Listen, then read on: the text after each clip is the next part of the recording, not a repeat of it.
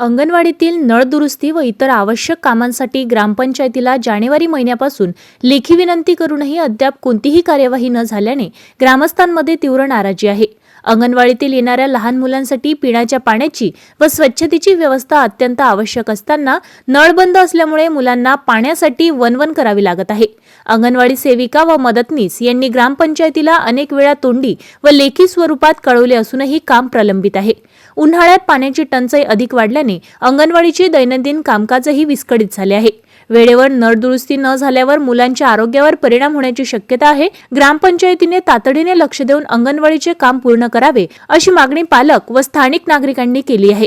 या बातमीचा आढावा घेतलाय आमचे प्रतिनिधी वर्षा फुसे यांनी। या ग्रामपंचायतीला 6 महिने झाले लेखी दिलं, पण त्याने अजूनही तो नळ दुरुस्त केलेला नाही। अजूनही त्याचं पाणी वेस्टेज चाललं। किती दिवस झाले? जानेवारी महिन्यापासून लेखी दिलं, 3-4 वेळा लेखी दिलं। ताज्या घडामोडी आणि आपल्या शहरातील बातम्या बघण्यासाठी नंबर 1 न्यूज चॅनलला सबस्क्राईब करा, शेअर करा, आपल्या प्रतिक्रिया कॉमेंट बॉक्स मध्ये द्या।